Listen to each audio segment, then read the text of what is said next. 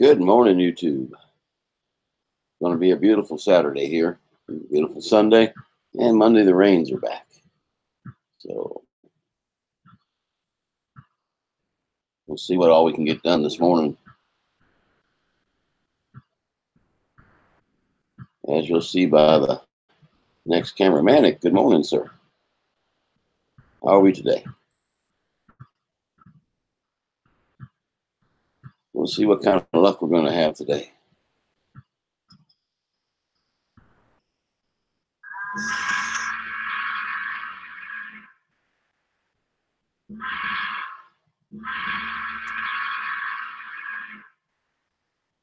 Good morning, Manic.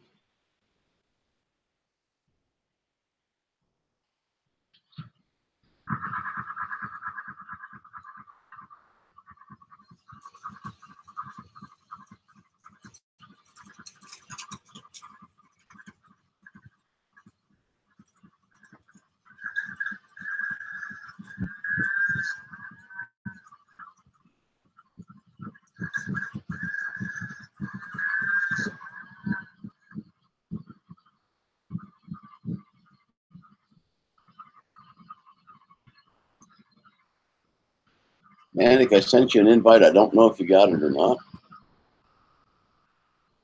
Send a batch of them out.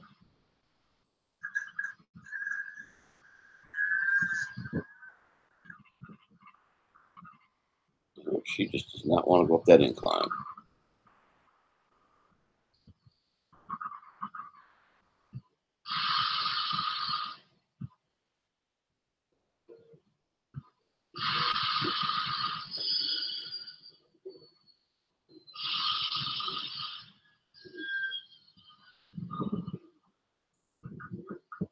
And there she sits, stuck on the incline.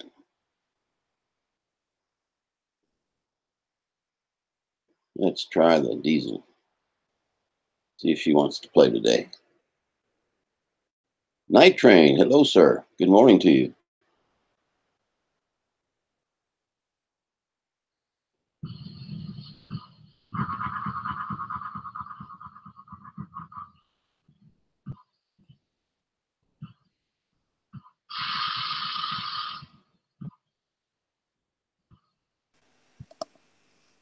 Here's my buddy Manic.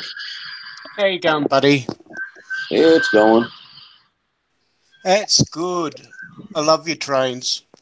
It was one of my first hobbies. Oh, I mean, I knew this man that had the train set that he was having a divorce, and his son wasn't interested, and he had his train set up a few blocks up from where I lived. And I used to go and visit his son, and his son was a real spoilt little brat. Didn't deserve anything. And I think it was his second marriage, or he just could not get along with his son. He was just a horrible lad. And I think it just broke up their marriage anyway. I was hoping so badly that train set was going to be, because I didn't have any money at the time to buy it myself. And I was hoping my dad at the time was going to collect the funds for it. And I mean, I didn't push for it, but man, when it did arrive, it was better than Christmas. It was better than, I'll put it this way, I didn't have to write a letter to Santa Claus like Mr. Crowley did. You know, have you heard of Mr. Crowley's Santa Claus letter? Oh my God. One of his better jobs. Poor Mr. Crowley, poor Sean. I really felt for him when he read that letter out. But what a potty little mouth that he had at that age. Yes. But man, I was so excited when I got that train set, and I spent every dying hour on it, what I could. It was good memories. Well, I had a heck of a time getting this started this morning. I don't know how, but my YouTube channel had been set to beta studio. Okay, yeah, there's a lot of problems going around. It did let me go back to the standard creator, and then I knew how to get my live going. But for a while there, I couldn't get it changed. I have been so lucky. So many people have been getting their channels deleted. Farmer got his deleted. Oh People have no. got people have got watch hours taken away dramatically. Subscribers taken away dramatically. I've been untouched with everything. I've been just kept my nose so clean. I've had no warnings. Yeah, I haven't had anything yet, so I don't know. I'm so lucky. But to Farmer's credit, he's bounced back. He had a bit of a cry because he was on vacation when he got the message, and Oh yeah. because we were conversing back and forwards while he was driving on his trips, because it turned into a vacation, but then it turned into a death of his grandma. And Oh so it wasn't very nice. And I kept in comfort with him, with his mother playing the music over and over again because she was trying to deal with her grief. And so, yeah, he had a stash of Dr. Pepper, so he was happy. And things that make kids happy, don't, hey, what a stash of Dr. Pepper can do. And yeah. and he bounced back the very next day. He bounced back with vengeance. He changed his name on his channel. We flew a few ideas around on his second channel. A few because I said just change your identity, and because he thinks there's a troll that's trying to get him, trying to shut his channels down, Yeah, that's ridiculous. and because they gave him a strike for indecent behaviour, which never occurred, or indecent um, content did not occur, and so he didn't want to change his identity completely because he still wants to keep with the audience that he has. Because he was just when they shut him down the first time, well, like for 3 months, uh, he was getting like 45 to 50 people in his chat in the first 5 minutes. He went from leaps to bounds with the advice that I was giving him, and he was just absolutely storming. And as soon as that hit him, it was down to one or two only. People just stopped away. It's like it was an accident there, but they didn't want to intrude, Yeah. that sort of thing. Yeah. And so they stayed away instead of giving him, they gave him support with messages, but they stayed away from his live streams.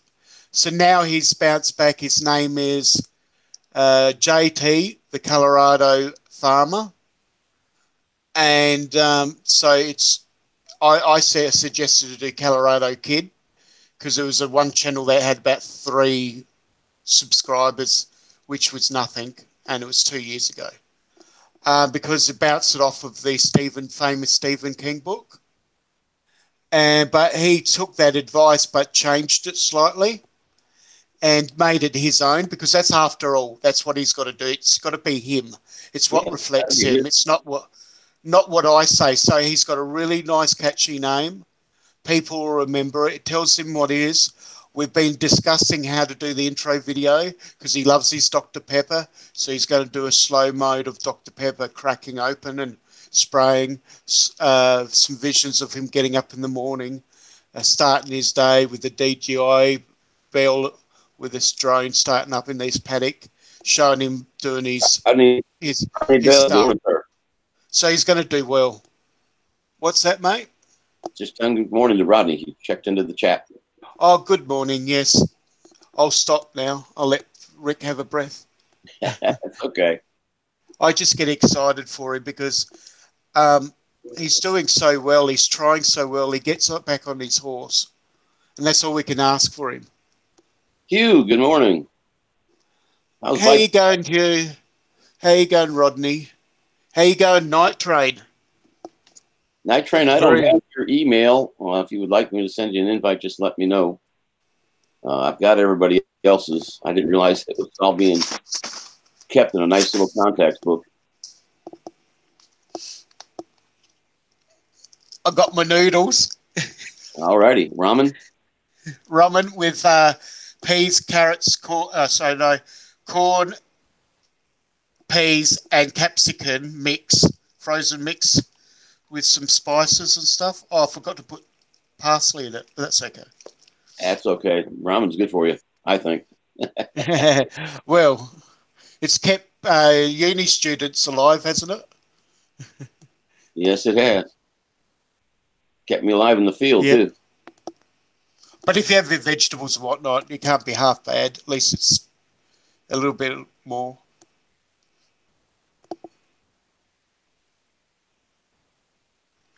Let me see if I can get this thing moving again. Yeah, I set the alarms. I was sleeping all afternoon. I thought I'd set the alarm so a little bit earlier so I wouldn't miss you, and then Well, I can try to. I almost didn't come on, so Oh right, I would have been disappointed. I understand.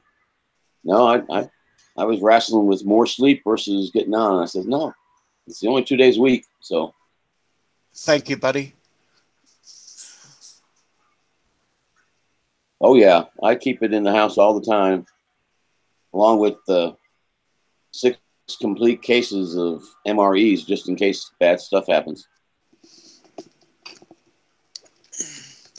I mean, ramen noodles stay safe for a long time. Oh, yeah. I keep mine in a big old Tupperware bowl. Yeah, so I that do too. a mouse or somebody, he can't get to it. Yeah, that Mr. Mouse, I don't know. Yeah, we get a Mr. Mouse every once in a while. I've got one up in the ceiling at the moment, and it's come in from outside because we had a little bit of rain. And they're trying to come in, but they haven't succeeded.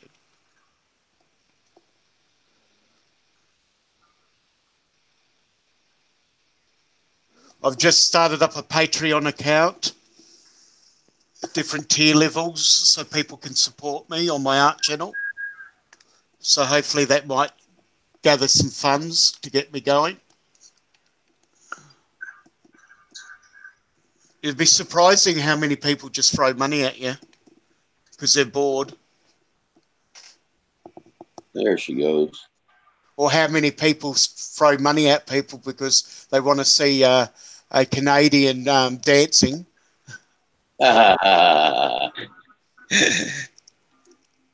Yes, Oh I my did. God. Did you not get it? I sent you, Q, Manic, Paul Murray, Roger.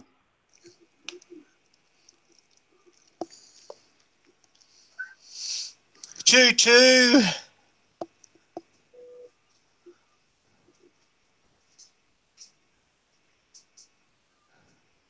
Yeah, Hugh is a funny bugger, isn't he?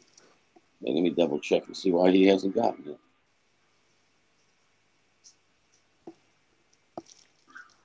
Okay, sent. Yes.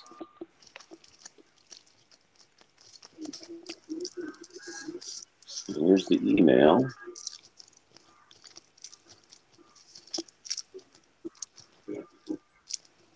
Oh, I understand you.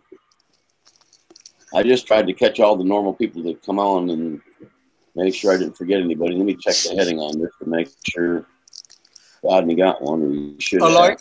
I like how you said normal people come on. Are we really normal? Dennis, good morning, sir. Well, what I can do, possibly, I can figure out my apple. There we go. Well, normally you got to eat your apple, Rick. That's just true.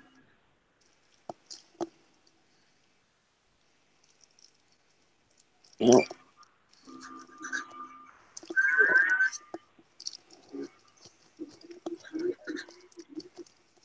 I can click on my buttons so people don't have to watch me eat. I've got the trains up right now, I think. I'm not that's all right. sure. That's good.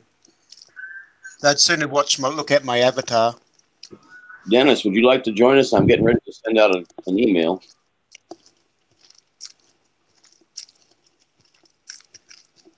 Yes, Dennis is the top lad. I say lad in I just need familiarity. I thought I had his, but I don't, evidently.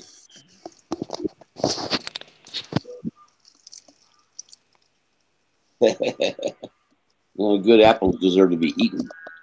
Mm.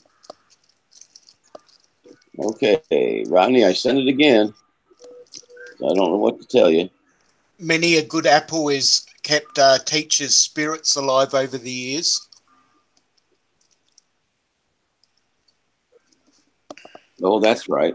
That's why I can't ever find it, because you've got that ability to bring me into your stuff. I keep forgetting that. So let me.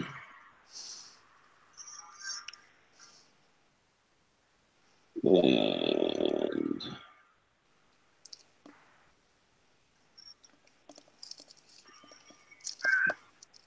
oh, there it is. There. Let me go back. Good morning. Good morning. Good morning. Good morning. That's got to be Rodney. It is. In the Good morning, flesh. Rodney. Good morning, How Trevor. you doing? I'm doing pretty good. How are you guys? Not bad. Well, I know how Trevor's doing. Awesome. I'm eating. Trevor's happy. He's eating. Yeah, I'll put you on so I can show you how my delight on my face. Love them ramen noodles, Trevor. Oh well, it's a good go between because tomorrow night I'll have steak. Tonight I'm having ramen noodles, so it's a good balance. A balance on my budget, well balanced diet, no doubt. or a balance on the budget. More to the point. Hey, Rodney, how about that intro Hugh did on his box opening? Wasn't that super? That was fantastic. And the way he did the opening, I was amazed. That was a tello. It was a great job. Oh yeah, no kidding. And I mean, when Anchors Away started playing, I had to stand up at attention. Mm-hmm. Well, I didn't stand at attention. I'm sorry. I'm Australian and I got kicks out of it. Yeah, I really appreciate Hugh doing that. Yeah, that was awful nice. I thought that was super good. That was awful nice. He doesn't know it yet, but he's got another surprise coming his way. Oh, goodness gracious. Don't tell him, though. No. Goodness gracious. There's the man. Hey. Good morning. I can't get used to putting my name in to send you an invite. Sorry about that. Good morning, Dennis. I'll try to remember that Morning, next Rodney. I will definitely try to remember that next time. See that video that Hugh did, that actually probably kickstarted a lot more other views on his other videos, because when I watched that video, it made me click back all the way back to the ones that I may not have seen.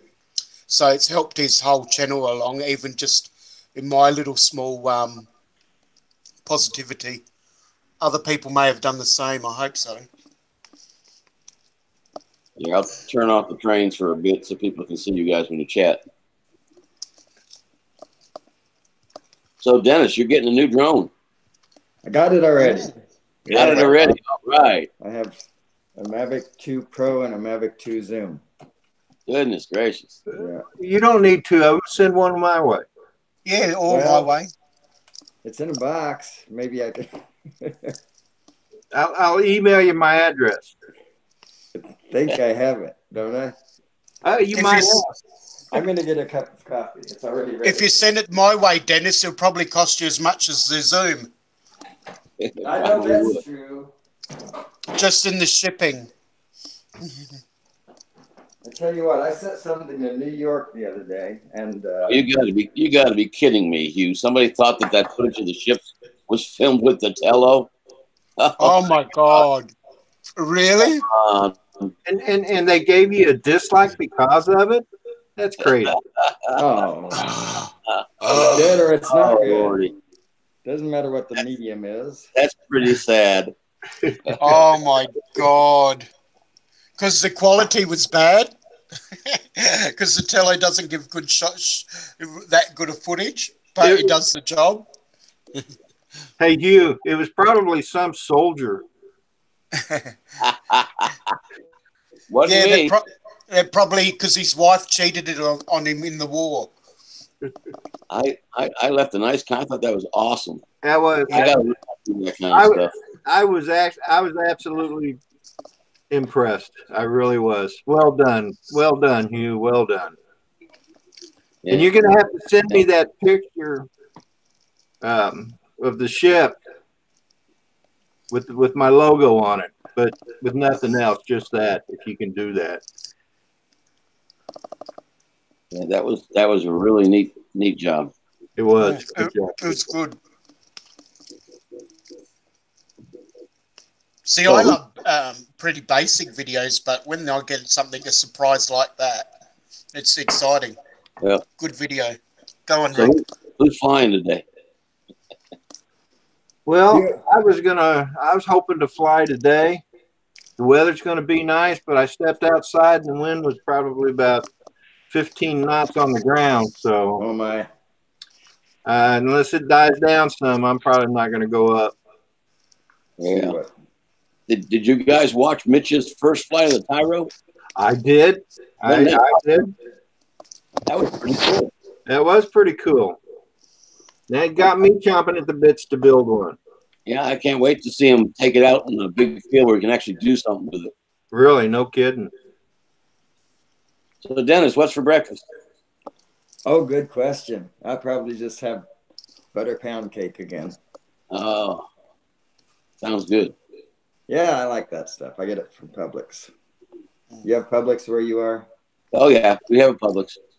I don't go there too often for a lot of things, but yeah, they got the best veggies and whatnot. Yeah. In town. What are they, Dennis? Is that like a little cafe or something, or is that No, a sorry. brand? It's a grocer. Is that a brand? It's a grocer. supermarket. All right. Yeah. I brought, when my wife first came to the United States, she was, let's just say she was well into her adulthood. And we went into a Publix store, a supermarket, and she saw these apples and vegetables that were all lined up. She thought it was wax. She thought it was demonstration stuff. So you tell them I want this, and they bring out the real stuff because it was so pretty, you know. Yeah. In China, they go shopping for vegetables and fruits every day. But in the United States, we make them all pretty and so on, and you buy them every week. So. Is your wife from China? Is she, Dennis? Yeah, she's there right now. Oh, very nice.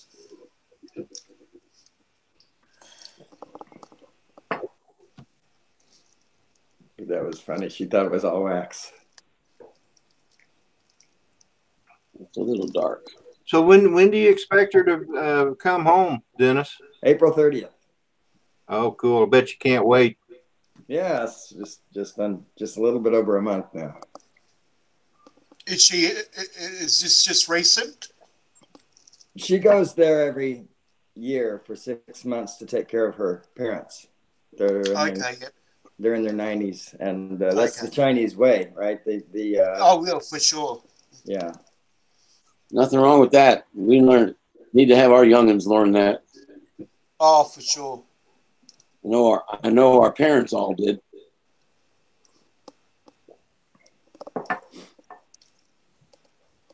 Yeah, so in China, pretty much the grandparents take care of the children, and then the children take care of the parents.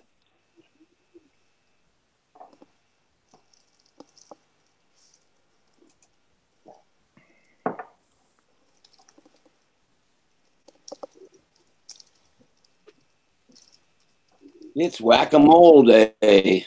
Whack-a-mole. All right. Jeez. I don't have a hammer. Oh. If I had a hammer. Type something in. Say that again. Type something in. In case someone knocks you out. I thought you had one. Hang on a second. Yeah, you do. Your name's Blue. Oh, no.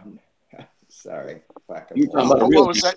I wasn't watching the chats. I must have missed something. Dennis, you can't have a real one. Yeah, I sorry. That's okay. Never be sorry. Never be sorry.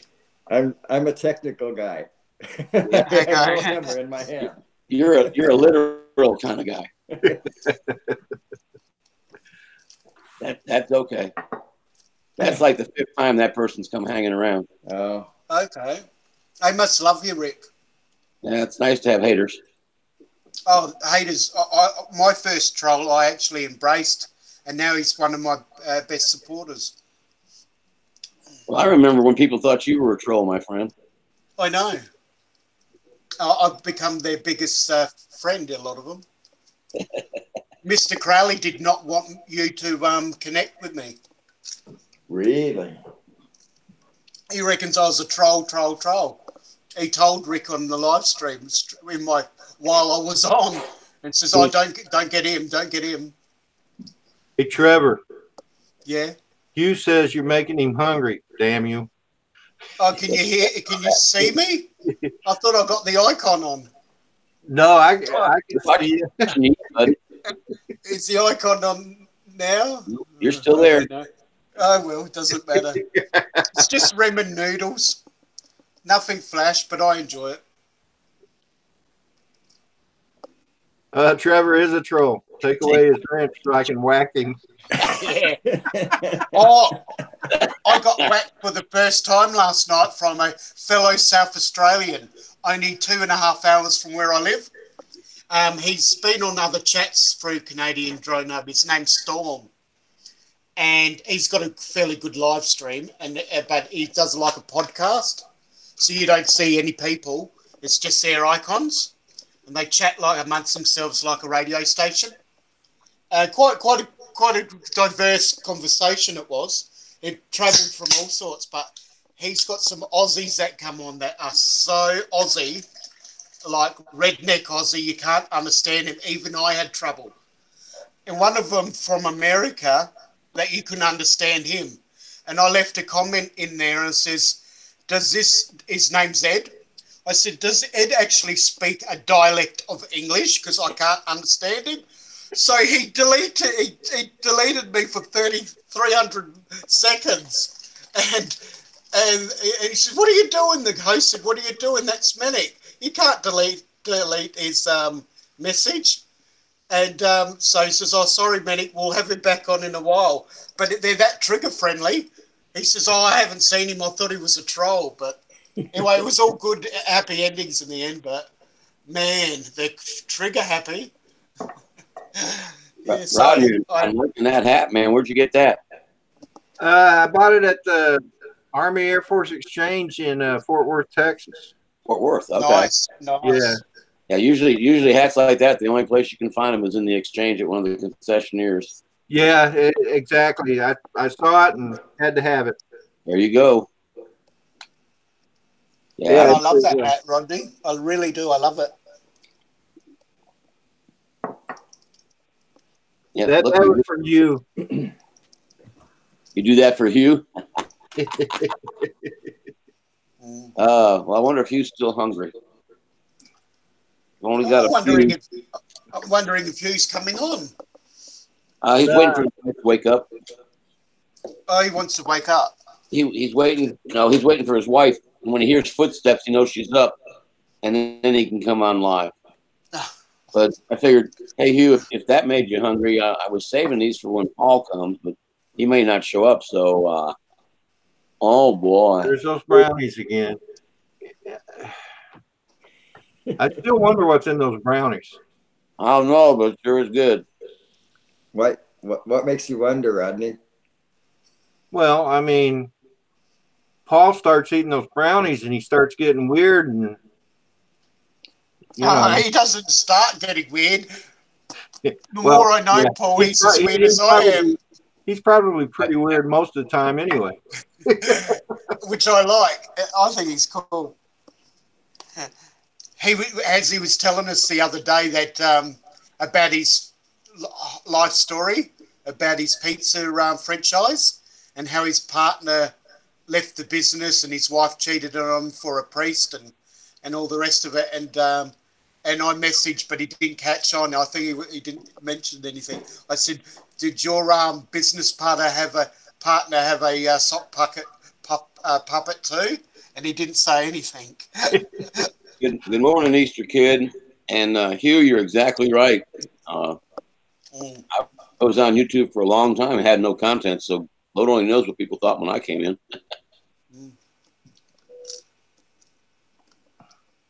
Yeah, I understand, kid. I've got 1 or 2 left. They don't make them as fast here as they do where Paul lives. Evidently, they make them by the bushel up there. Down here, you're lucky you can find 1 or 2 little boxes of them. How you going, Indiana, kid?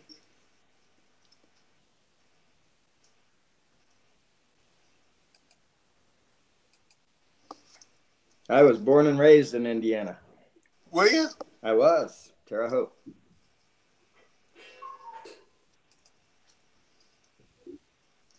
Yeah, there went that cuckoo clock on the half hour. Yeah. Just about a minute and a half early, looks like. In Germany, last time I was in Germany, gave me one of those when I left Germany for the last time. Hanging in one of my rooms, but we don't let a cuckoo. It drives her wife nuts. Yeah. I love clocks. I had a friend that was a clockmaker here in South Australia. He was from England.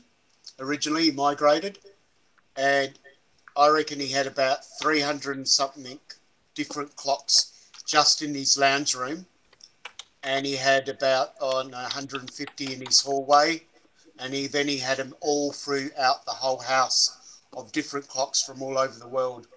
And then he had a workshop out the back that had clocks that were ready to be fixed. Man, and they all chimed at a different time. So his whole house just went cuckoo, cuckoo at all different times and bells ringing. It was crazy. Hey, Rick, how long's that train? How many cars? This one, I had to cut them back. I got them up to like, right at 46 cars. Wow. And it was so long, it wrapped all the way around the table almost. And the engines were really, really working way too hard to pull it. I was afraid I was going to start wearing out the traction tires. Oh, yeah, I bet. I cut them in half. Each one of them is about 20 cars long now. Yeah, I got it. 20, 22, something like that. You can count them as it goes by. I tried that the other day. You had one that you said there was 42 cars, and I'd counted 43. Yeah, it might have been 43. I counted the wheels, but I couldn't figure out what to divide by. Oh, that's a crazy way of looking at it. Yeah, well, I get on here once in a while and I tell people that I'm having a problem with my trucks and they think it's my truck. No, the trucks, it's the thing at the bottom of the cars. The darn things come with these decoupler pins. I'm not ever going to get an electronic decoupler to use those things, but they stick down. They're like in a little loop, and that loop gets stuck on the ties, and that's what's been causing the derailments. So I've been trimming them all off. I asked the guy at the hobby shop. He says, if you're not ever going to buy a decoupler, just get rid of them. He says they're more trouble than they're worth. So, but yeah, it's a fun hobby. I'm fixing it. I'm really contemplating tearing it all down and redoing it all. A different style. So we'll see. Ashgard asked Siri to help him count the cars. If he gets an answer, let me know. Okay. Okay, Google, how many cars does Rick have? Sorry, I don't understand. No, she doesn't understand. Yeah.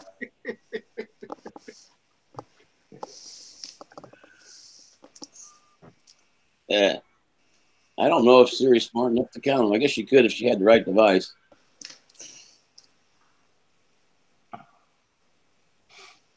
Okay, Google, pick a number from 1 to 100. Coming right up. 51. Oh, you got 51 cars there.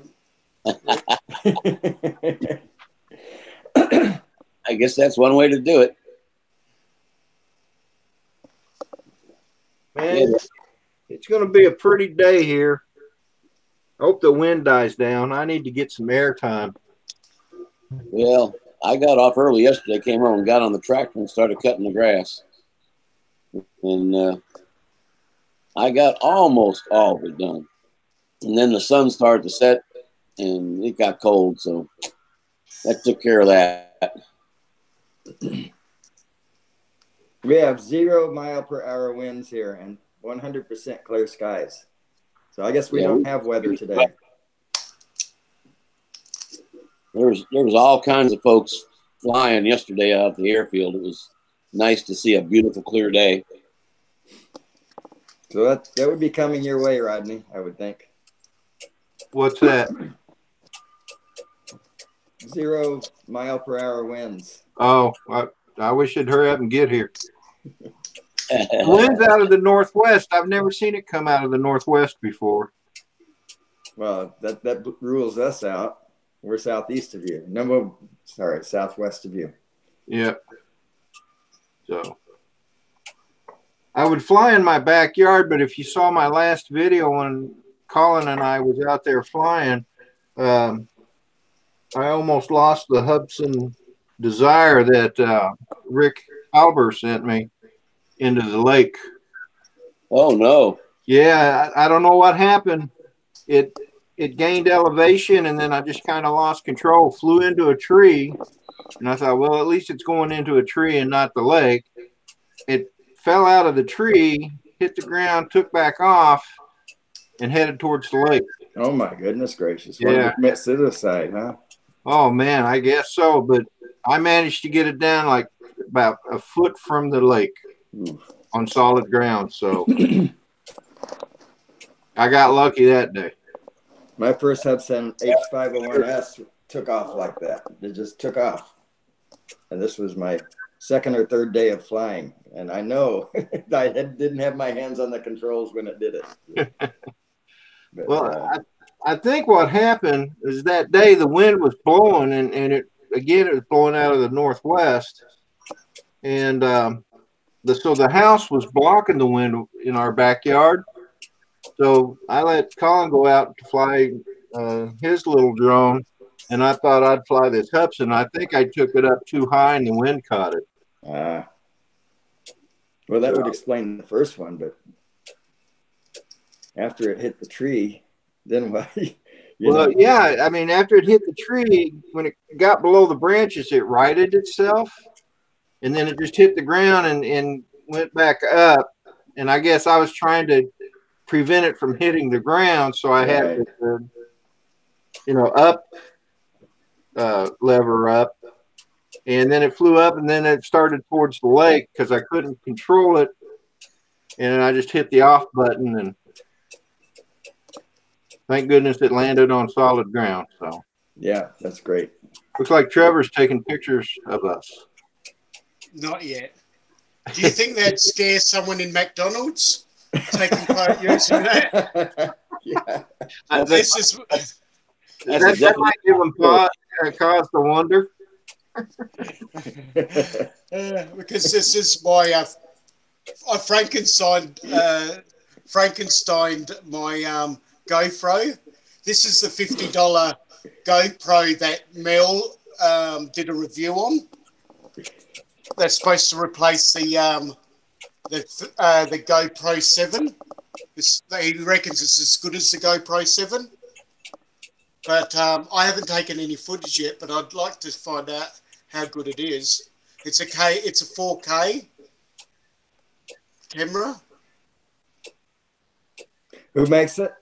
Is that a Yee? No, it's Credit, is it? Starts with a K, I think it is. Okay. And Mel's got it on one of his third post down, and he did a little review on it, and he liked it. But for less than $50 Australian, so this one I picked up for about $35 American. Wow. And that's with everything. That's with all the GoPro stuff. Like it all mixes up with the GoPro stuff. It's just as good quality as the GoPro. All the plastic is, the waterproof case. It's got all your bicycle mounts. It's got its stickers that you can mount on your car, so you can do footage as you're driving along. Right. All that sort of stuff. So it's got lots of stuff. It's got spare cases, spare rings, Cirrus rings, waterproofing stuff for $30-something American. It's not bad. Yeah. I mean, if I dropped that in the lake and lost it, well, I don't think I'd be so sad losing $30-something compared to a $700 camera. That's what it costs us in Australia. A GoPro 7 black, $700. I have a couple of Wimius Q4 cameras, which are very similar to that. And you mentioned that extra case. What you might find is that one of those cases has a little slice in it so that the audio can get through, and the other one does not. One of them is for rain, and the other is for immersion. Rightio, that's the camera there. That's the box I could have just... where's the brand? The name of it. The only problem is when it comes in the mail, the box doesn't... it obviously gets quite a beating. So lucky the camera's in the case. Eric, good morning. How you doing? Night Train posted the link to Mel's review on the camera. Oh, you have? That's good. Yep. Oh, cool. It's not a bad little camera, which I yet have totally found out, but what I've seen in the case before doing some footage with it, it looks good so far, the robustness. Eric, would you like me to send you a link? And then I got this in the mail the same day. And that's a mixer, right? A mixer, a Halogen 202, I think it is. Halogen mixer. Those mixers are cool. People know how to deal with them. They're very cool. Yeah, I got the one that's a little bit up on the lower market one, and the reviews that I looked on it, they were comparing it with Yamaha mixers, which I think was a little bit unfair because the Yamaha had so many channels, so many other things to do on it. It wasn't comparing apples with oranges. But even though that they did review it against an orange to an apple, it got fairly good reviews for with the somewhat outcome of it, which was good for me, which I thought made me want to buy one, so it's good. Yeah. And that was $70 American, I think I paid for that.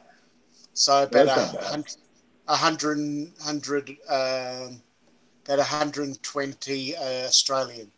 That looked like it had about 6 in. Is that right? 6 inputs? Yes, that's right.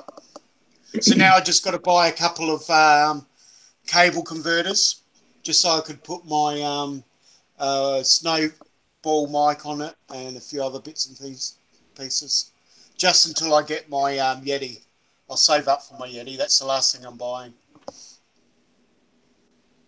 Well, that's too bad, Eric. Sorry to hear that, Eric. You'll get to celebrate it. Yeah, hang in there, Eric.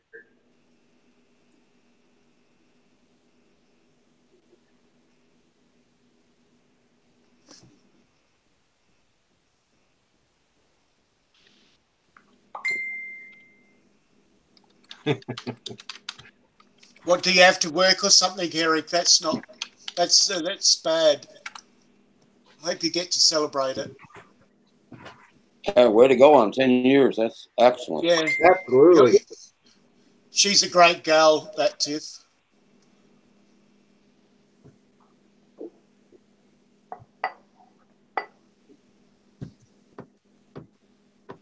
Yeah, congratulations there, Eric and Tiff.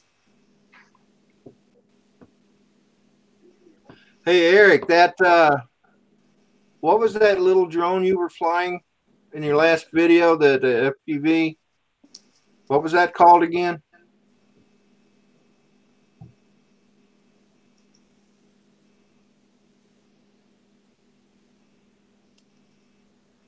His latest video, he was trying like one of those little Whoop drones.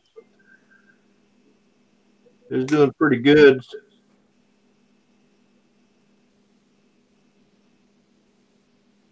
Yeah, that's the difference there, Hugh.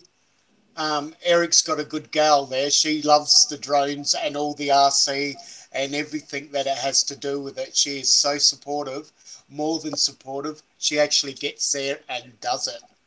And that's what makes a good gal. Yeah. It was the Inductrix. Yeah, the Inductrix blade. How do you? I kind of got the impression you weren't too happy with it. Ah, that explains it. All right, yeah, because that's a acro different animal. It's a When you big got to time try to, different animal. yeah, when you try to get into flying that, like I don't even know how to do it, but just watching the experts, it's even hard enough, isn't it?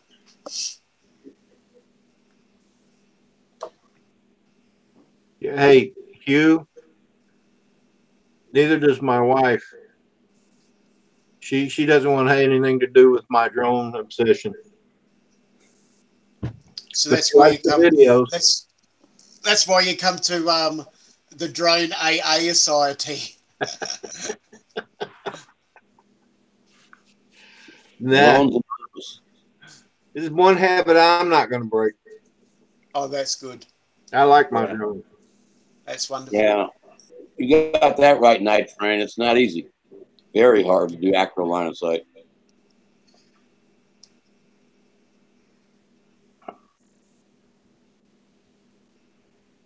See, my problem is I'm a bit of a theory man, and I can make. I could get down and make a drone if I could understand how everything was to put together, and I'm sure I'll get to learn that because I've had vast experience in electronics and soldering. But to get my head around it would take me a while, but the flying of it would be the hardest for me. I have a lack of, even with the video games, lack of a coordination. I take a while to achieve it. So that will be my challenge, is the last part of the droning.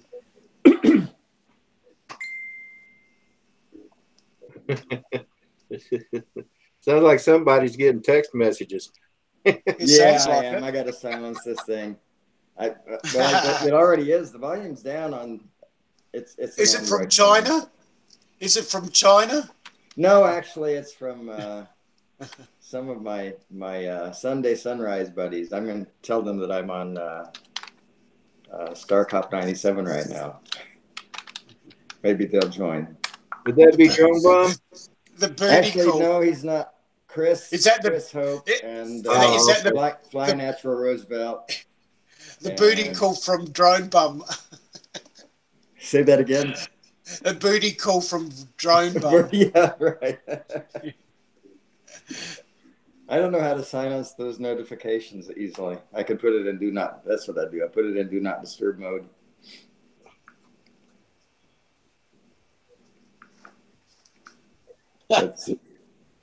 That's coming from Messenger. Asgard. Asgard. There we go. Do not disturb. Turned on. All right. Yeah, you can't help it if you're popular and get a lot of dings. A lot of dings. A lot of dings. They dinged me for Dings, that. dings and dongs. Booty call. Asgard's an angel. She's been gone almost 5 months now, Hugh. So booty call's a little late, I'm afraid. Yes.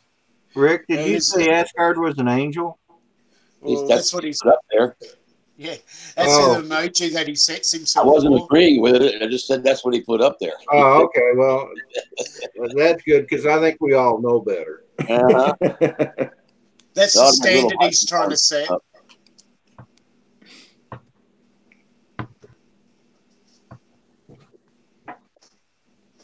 Oh, Lordy.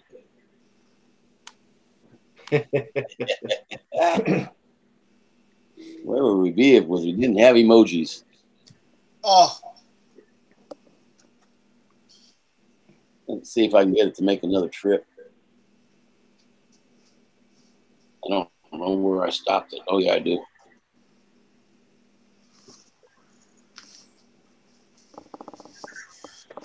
Do you have any plans on adding track, Rick? Well, that's one of the reasons I'm thinking about tearing it down and trying to see if I can't get a little better use out of the tables. If I take it all apart, the thing I'm worried about is taking care of the trains while they're not on the track. I don't want to put them all back in the original boxes because I have all the original boxes, but it's a real pain boxing them all up. I bet. So I've got to find something where I can just get them out of the way, take down all the track, and then I may wait until I do a design because I've got a program that will do a design if I tell it how big of an area I've got to work in. Lay track and tell me what pieces I need. But then again, it's a lot of fun just doing it with what you got. Yeah. What you got? Asgard put in the chat, you old dogs remember trying to make funny words on an old LCD calculator screen. Yeah, I do remember that. Yeah, boobs and all sorts of words that you turn it upside down. Yeah. Especially when you turn the letters around, it makes letters appear differently from the numbers. Yeah, I can't wait for the day you fly that Tyro 99, Eric. I hope it works out for you good.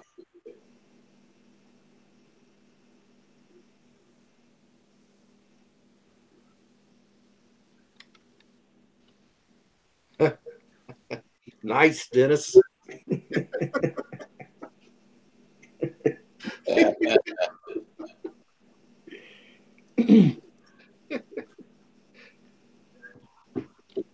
Oh, Hugh.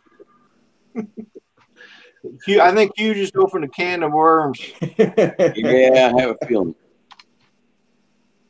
I know, Eric. Just take your time. Do it right.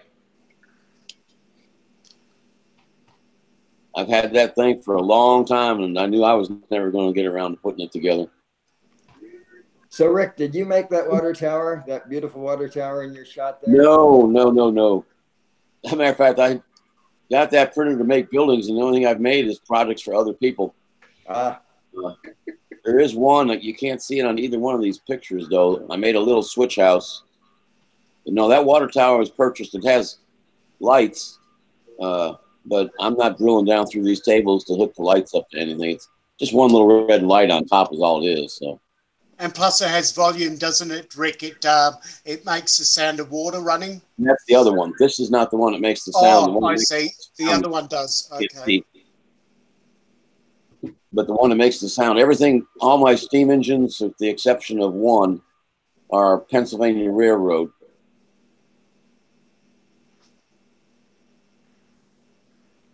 Hey, guys, I'll be right back.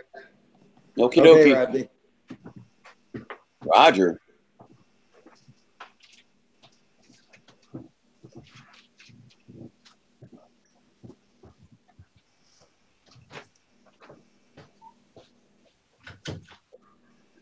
Well, I was hoping Paul would join us today. I deliberately wore my life member jacket since he's got his hat and I don't have a hat. I didn't get the hat memo either, but you're wearing one. Well, I'm wearing my engineer's hat because of the train.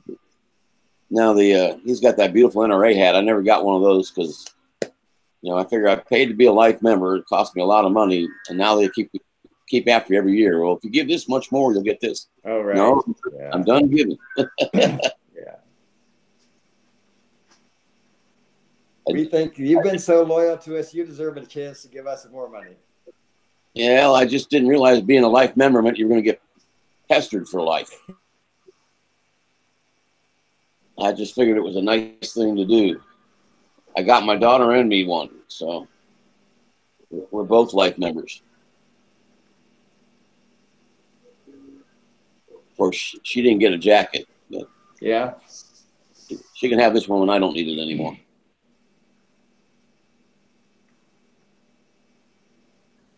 Yes, it's very nice, Rick, your jacket. Yeah, it's a nice warm jacket. I don't wear it too terribly much because I don't want to wear it out. It's patterned after the old bomber jackets, but it's not exactly like an old bomber jacket. It's close. Just wear it like a bit of a trophy, like when you come on your live streams and that every now and then. It's great. I wear it when I go to political things. Yeah. Especially if a bunch of liberals going to be there. Yeah. Bunch of little crybabies. You and your political politics. Here in Australia, how I look at politics, and I know quite a bit about politics, but I choose to ignore a lot of it because I think at the end of the day, the politicians only just strive to see who can give the best barbecue, and who can get the best barbecue gets the best votes, and that's how it's like here in Australia. It's a lot different over there in America, I know. Yeah, instead of barbecue, it's money. Yeah. Yes, that's exactly right. Yep. Unfortunately, it has become all about the money. Yep.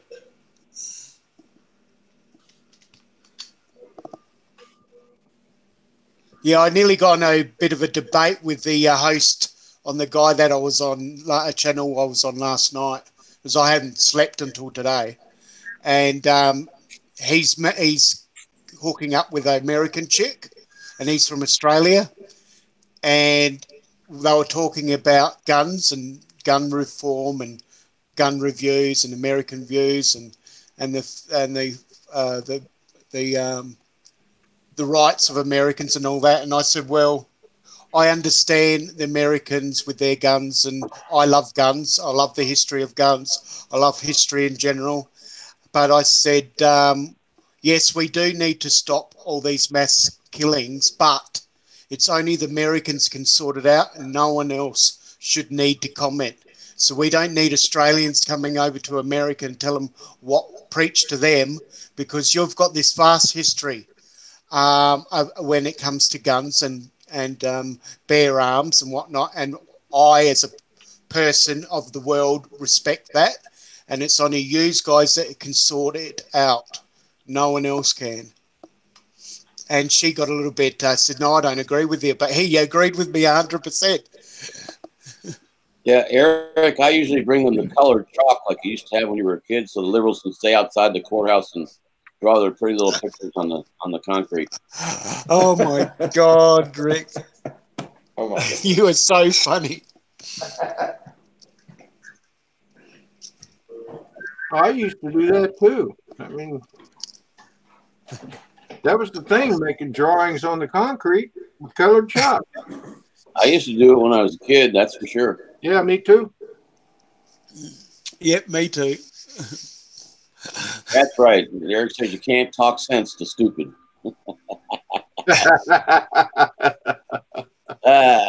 It's so true.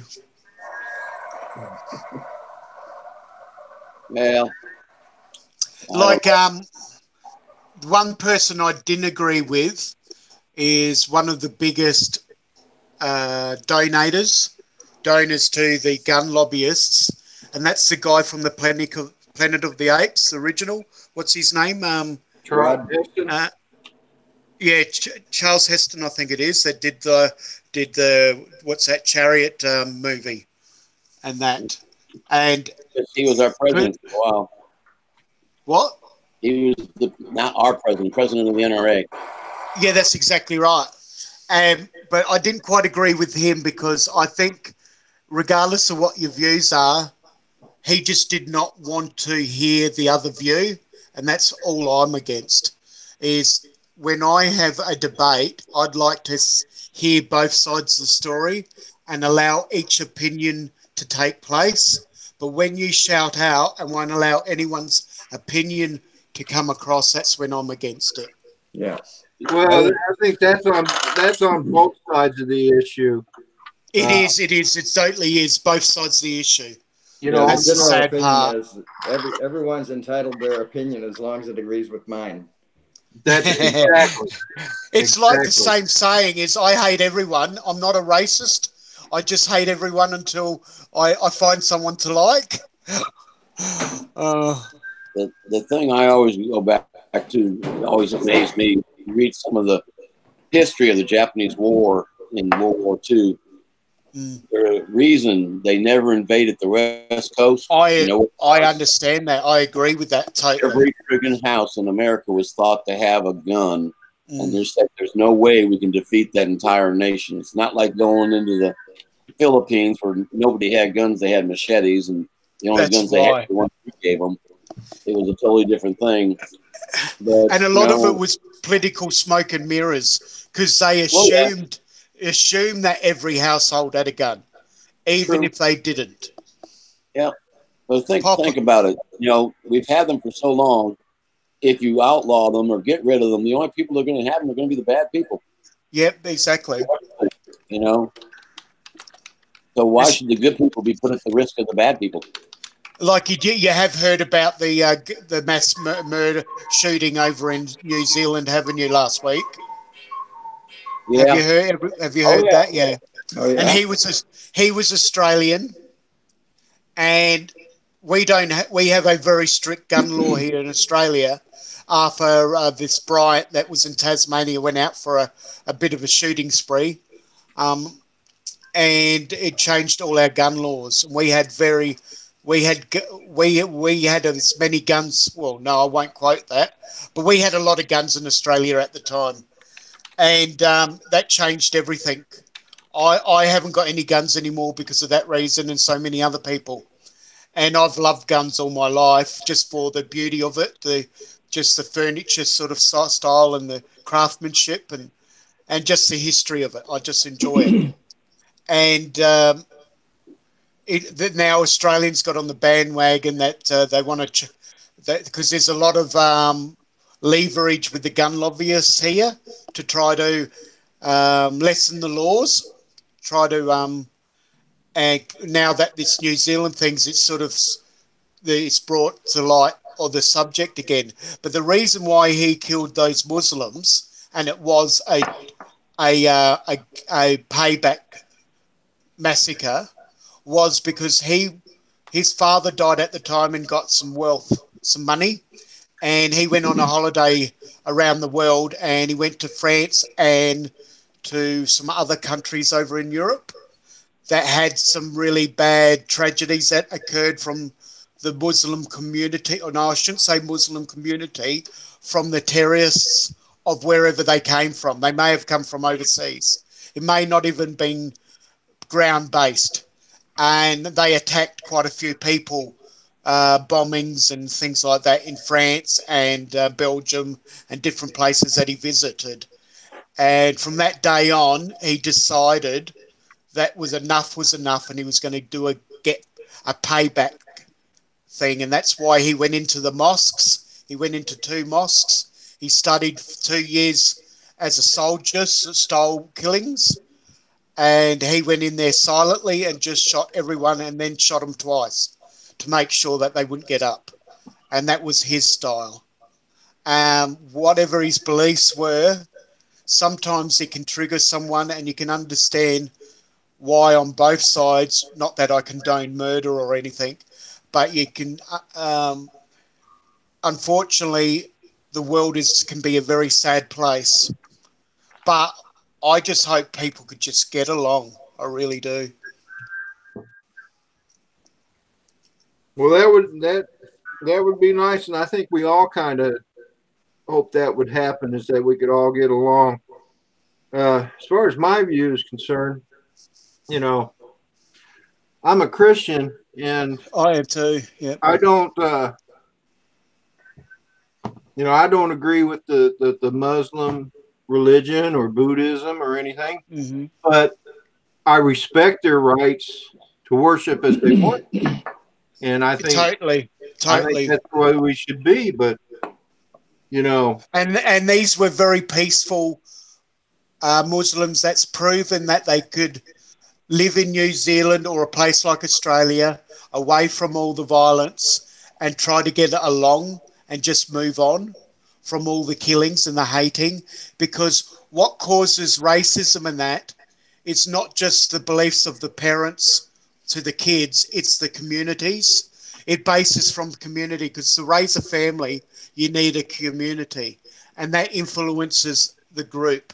And once you sort of try to get that out of the generations of belief of the murder side of it, or the revenge side of it, which these people were trying to do, they were on their steps of generation, maybe 5 generations down the track, of being able to heal that And that's what people in the world need to do, is just try to have this little space, safe area that they can try to heal and try to erase any of the bad blood. But it's hard if your community just reminds you of that all the time.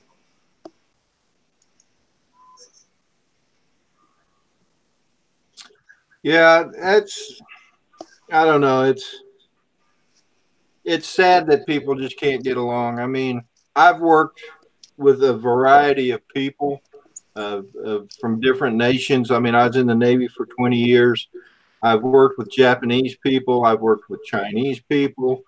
I've worked with Filipino people. I've worked with Yes, uh, I've got Filipino sisters.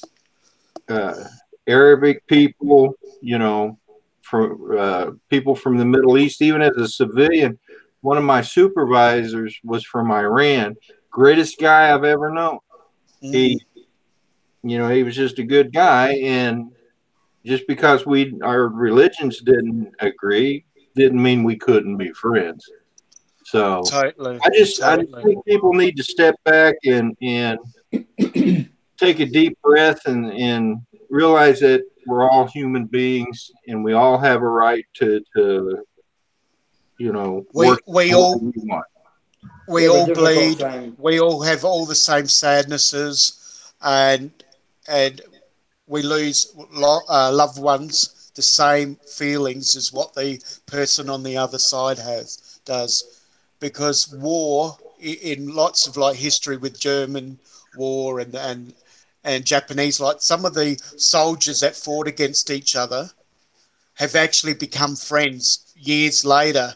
Like I've seen some documentaries where these Japanese prisoners, war prisoners from America or Australia, were treated badly by their captors, and all of a sudden this experiment occurred where their captor or the soldier of the time that was in charge of the prison camp met with their prisoner, and they ended up becoming good friends and forgave each other. And I think some people need to learn from that, that it can be done. There was a movie about that recently. I can't recall the name of it, but it was about some American prisoners that were in a Japanese war camp, and they were very badly treated. And recently, I don't know how recently, but for the rest of their lives, after they met again, they were great friends, these two. And then the Japanese guy was very humble about, what had done. I think what happens is we can't separate the opinions of someone else's leadership from the humanity of that person. We have a hard time with the, there's an association that we make with the opinion of the leadership and the person who is being led. And that's not fair. That's exactly right. And it's happened from kings and queens of the past, way before America, England, way before America, Australia, New Zealand, before we were even populated, before we were even colonies or whatever the case may be in America. I don't know. I don't think I forgive those limeys for burning down my White House. I hope I never go to London, because that Buckingham Palace thing might just catch my fire. But the things that the kings and queens did to their citizens, like in England or wherever, Germany and all the different places over in the world of the history of the world, I mean, they had no choice. They were getting less rations than some of the people did at war, because basically they only had enough food to survive, because they had to give enough food to the soldiers, and they couldn't do both. So who missed out? The people that were building the castles and farming and whatnot, and the soldiers got fed first, if they were lucky, if there was enough food to go around. And it wasn't very good times back before the 1500s. It would have been horrible. So you can't blame anyone other than the kings and queens, I believe. Yeah. because they felt going to war was a lead to get out of poverty. To be a soldier was to get out of poverty, and you can't blame anyone for that. Yeah, I made tons of money as a soldier, and so. Oh yeah, I was when I retired from the Navy, I was independently wealthy. Yeah. Mm. Yeah, the Army told me, because I came in the 70s, so they told me that join the Army, you'll see the world. And I said, oh, it sounds like fun. Yeah, they didn't tell me what parts of the world. Mm. Yeah, Well, they said the same thing. So, and of course, I always wanted to join the Navy ever since I was a kid, and that's because my dad was in the Navy. But I got to talking to a soldier one day. I'd been in the Navy for about 10 years, and he was actually, I think he was an Air Force guy. He was saying, "Yeah, I joined the Air Force. They told me I was going to see the world, and I've been stationed here at Travis Air Force Base for 6 years." And I go, "Well, where were you? You know, your first few years?" I was in boot camp, so he'd been stationed in one place his whole time. And I was saying, you should have joined the Navy. And I started naming off all the places I've been: Japan, Pakistan, Sri Lanka, Japan, Taiwan, Hong Kong, Italy, France, England, wow, Israel, the Black Sea. Been to Romania when it was still a communist country. That was interesting. Yeah, but have you ever been to Alabama? Yeah, I have been to Alabama because my ship pulled into Mobile. Got there on a Fat Tuesday, actually. A Fat Tuesday. Yeah, that's the Mardi Gras. Mardi Gras. Mardi Gras. Oh, I see. Yeah, everybody thinks New Orleans is the only one that does that, but Mobile does a wonderful job. Oh, really? It was exciting. That's just 2 hours from here. I didn't know that. Oh yeah, they do. You better go and you better go and collect your beads there, Dennis. Is that in February? Is it like New Orleans? Nolans? What was that, Dennis? Is that in February, like Nolans? I think so. Huh. Yeah, I have to check that out. It's a lentil thing. Remember, Fat Tuesday was the day that everybody gorged so they could get ready. Yeah, so that's why it was Fat Tuesday. Yeah. Okay, I did not know that either. Is Tuesday in Spanish or whatever. Several languages use that word. And Grand or Gras is fat. So Mardi Gras. Right. Yes, that's right. Yeah, Mobile celebrates it too. Matter of fact, we see more pictures here on the news from Mobile than we do from New Orleans. Wow. That's why they have Pancake Tuesdays. They have a lot of places because it's part of Lent where you eat all the staples that will normally go off. So you make pancakes out of it, out of your pantry. And that's why pancakes has a strong significance with Tuesday. So your eggs, milk, and flour and stuff like that. Oh, my AOL's going off. What's going on? Are you guys sending me mail? Not me. Not me. They call that Shrove Tuesday. I wish I could afford to change my email, but I'm tired of changing it. I'm sticking with this one. But so much junk. I've got that many emails. It's not funny. Yeah, that's why I've got old accounts that I pop up every now and then if someone else needs a subscriber to get their 500 or something like that. Not that I use them. I only use the two that I have, mostly the two channels, and that's it. And I'll be using the Mustn't Touch one for the gaming. That's all. Sorry, go on, Rodney. Oh, Asgard sent you the picture there, buddy. Yeah, I saw that. Thanks, Hugh. I really appreciate that. And there might be something I might get you to help me with. But anyway, now I forgot what I was going to say originally. Oh, sorry. No, you're fault. It was Hugh's fault. He distracted me. Oh, it was you. Oh, that's so good. I'm glad the blame went somewhere else because it's usually me. Oh, what was we talking about just now? What were we talking? Shrove Tuesday, Mardi Gras. How Mobile, it's significant Alabama. for Tuesday, Alabama. Oh, yeah. Okay. Yeah. I'd never been to Alabama until that time. We were there for about 2 days. What it was we were part of the standing NATO force, and so we had a British ship, we had a Canadian ship, we had a German ship, and we had a Dutch ship, and then there was my ship. So, and did they all go in a bar?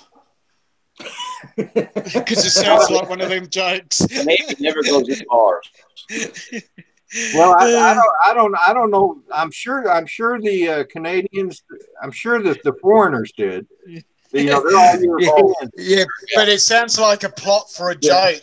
There was Australian, American, and an English bloke. Yeah, you're right. It does. I didn't think about that, but good point. Yeah. Man. Yeah, none of those sweet American sailors went anywhere near any of the bars. Yeah, I'm sure they didn't. They all went to church. Yeah, and there was no syphilis anywhere to be seen. Here's a funny story. The group was meeting in Norfolk, Virginia, and that's where my ship was home ported out of.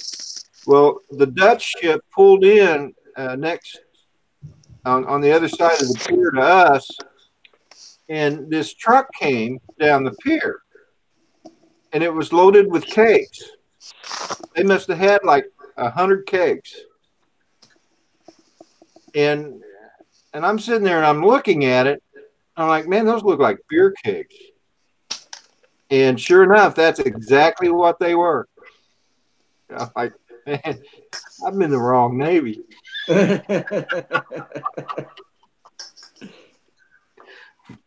So, and then the British Navy was, in fact, I think all of the Germans, the British, and the Dutch all had alcohol. They were allowed alcohol on their ships. I'm not sure about the Canadians, but okay. Hugh says the Canadian Navy did have alcohol on their ships too. Canadians are like Australians. They're basically twins. They would have had alcohol. Yeah.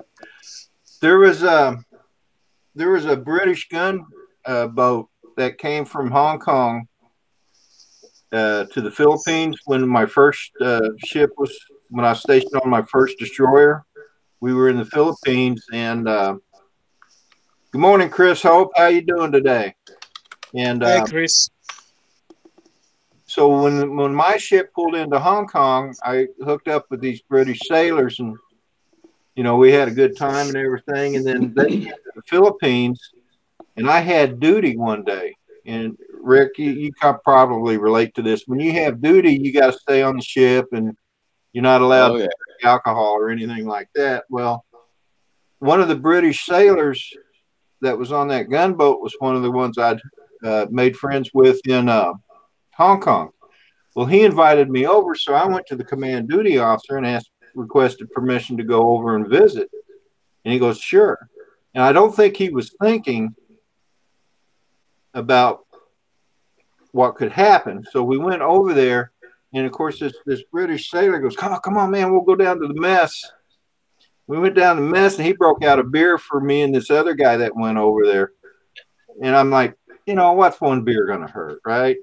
And so we had that one beer. Well, what I didn't realize was that English beer was about 3 times stronger than ours. Yep. So that one beer got a pretty good buzz on me, and I went back to the ship after a while, and needless to say, I got my butt in a little bit of a sling. Mm-hmm. Never did that again, though. Fortunately, I didn't get busted or anything other than just got my tail end chewed off. So one of the most fun things I ever did back in the days when we used to fly the border and we used to have reforgers, which were out in the German countryside, and we went out and you basically war game for a week, and then everybody repositions. So on the weekend they reposition. Aviation knows where they have to move. It takes us an hour to move at the most, whereas everybody else takes them a whole day, 2 days to move. So we get the weekend off. Well, we were sitting there waiting for the trucks to show up with the tents so we could set up our billets. And the guys were bored and says, "We ain't got nothing to do. What? We ain't got nothing to do." I said, "You want something to do?" "Yeah." "Hang on a second." And we had come into a field that was a potato farmer's field. We were on the other side of the tree box from him. So I walked through the tree box, talked to the guy, came back, says, "Come on, let's go. We're going to go have some fun." And I put the entire troop online, 21 pilots, and the guy came out and gave every one of us potato bags.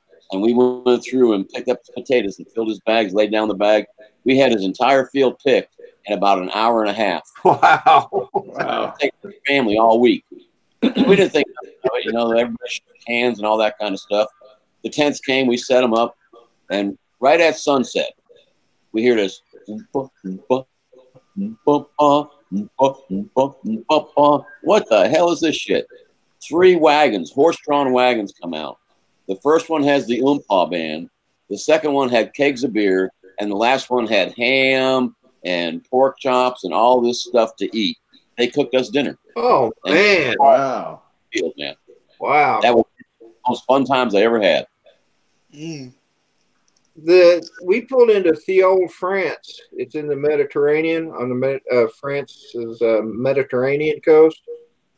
We pulled in there, and they had a big picnic for us on the beach, and that was pretty cool because they had all kinds of food and cheeses and wine and stuff. Hey, give me a second, guys. Come in, Colin.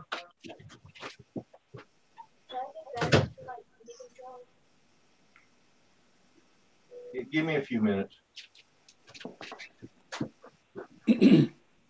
Sorry about that, guys.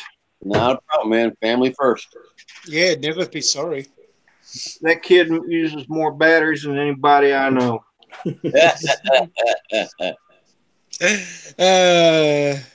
Takes a lot of energy to run a kid. Yes. Yeah. I wish I had his energy. I bet you do. So. Yeah, I'd like to have that much energy. I've been running out lately. Oh, yeah, me too. That happens when you get up to our age. Yes, indeedy. Unfortunately. Except for Dennis.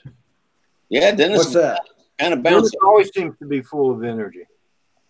Oh, I get tired from time to time. The funny thing is, you send me to someplace like Disney for a week, and I have all the energy you could possibly want. Isn't Oh, I that could something see how that on your. works? Never got tired. And now, I could see that on your vids. It was great. yeah, it's like, man, this is a blast. And I don't know. It just works out that way. Yeah, I guess it just depends on what you're doing and how active you get.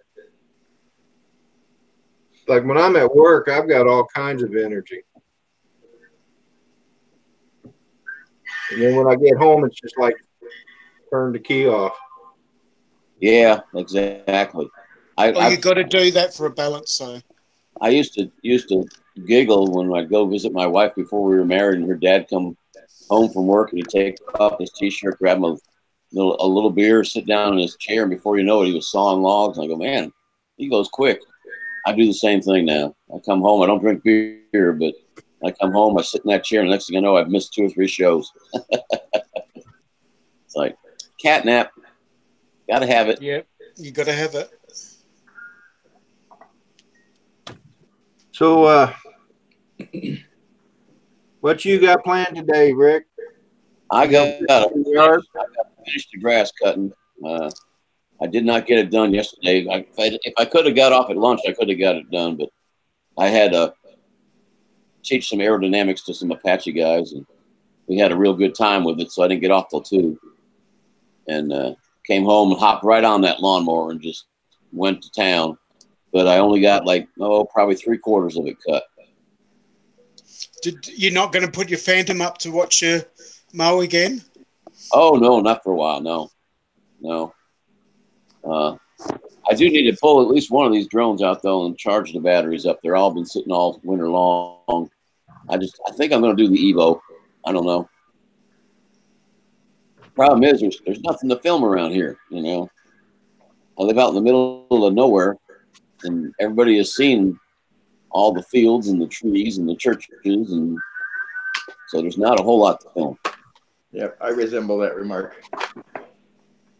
Yeah, I'm very lucky. I'm very lucky. I've got lots and lots of bridges along the river. I've got all the river views, all the different towns. I've got silos now that are getting silo art. I hope I pronounced that all right for you Americans. Grain silo, where they're doing art, where they're doing painting. Have you got it over there in America? Is that the fad that you got over there?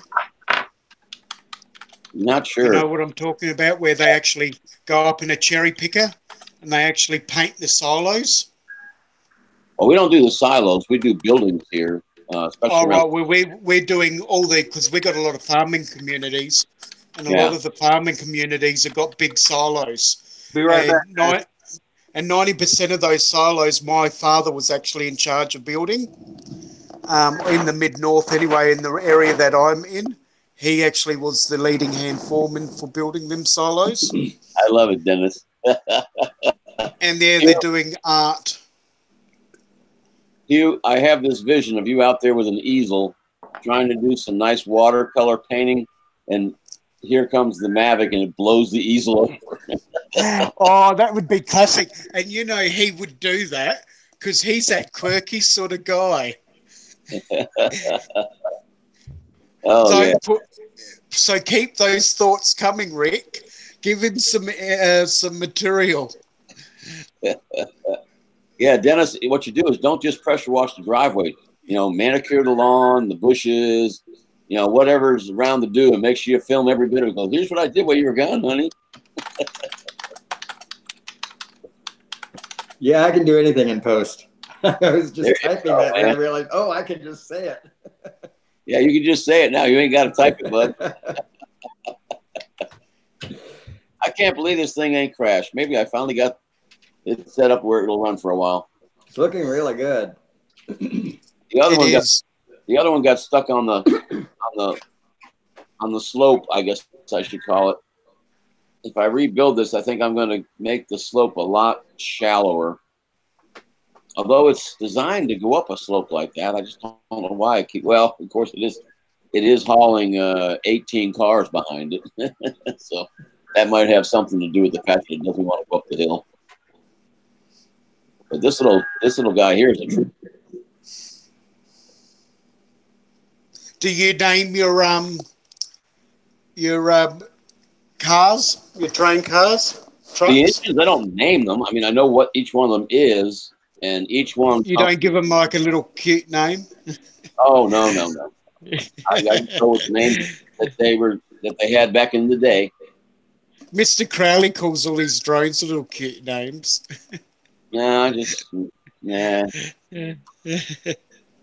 You know, I find it interesting, Rick, that some of the model train cars that you have that I noticed has even the graffiti that you see on real life trains nowadays.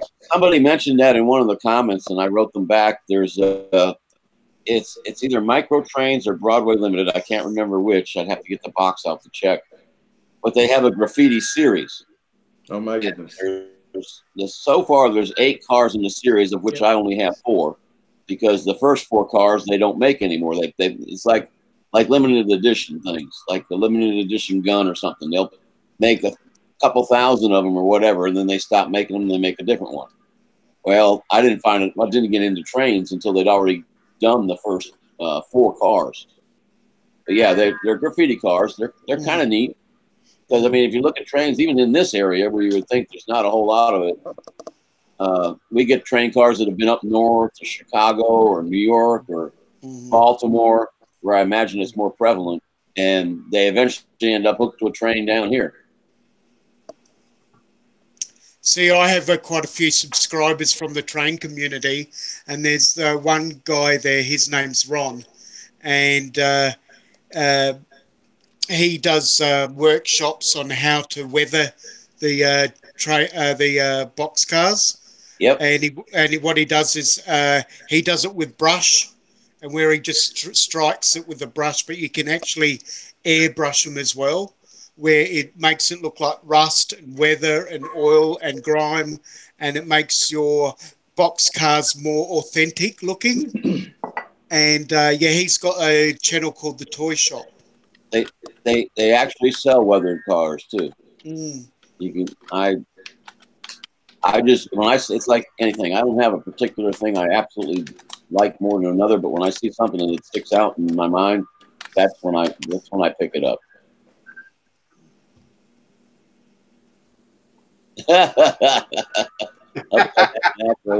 Yeah, I want to see that now. He gets that good. I'll definitely applaud, buddy. I will definitely applaud if he gets that good. What's that? Fly upside down mackerel and cut his grass. Oh, yes, that'd be great. Yeah, baby. I can see it now. See, I'm a bit behind in the chat. Mel, good morning. Hi, Mel. Mel, would you like to come on? Or are you getting ready to go do something busy-wise? Well, if I can find my link.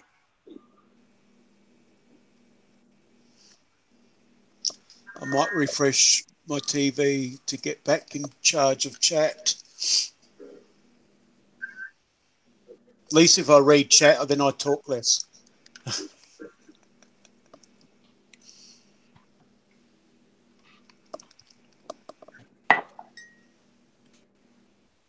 And I'm sorry I left the hub the other day, guys, but that stuff that was going on was just, I'm sitting at work trying to have a good time, and I was not having a good time with what was going on in the hub a couple of days ago.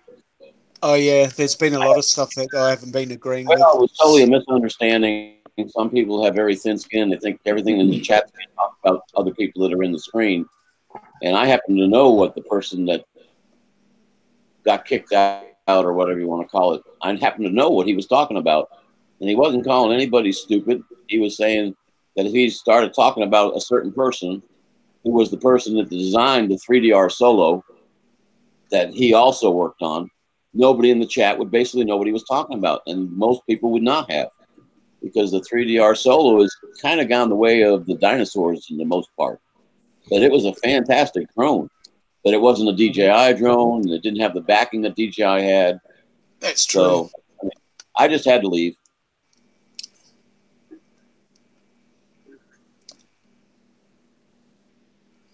But it's just one of those things. I was at work trying to have a good time, and time was being ruined, so I went back to work. How you going, Sean? We're just talking about you, how you name your drones. Oh, Sean's here. Shut up. Don't stop talking about Sean. I was asking Rick if he named his locomotives like you name your drones, and gives them little cute names.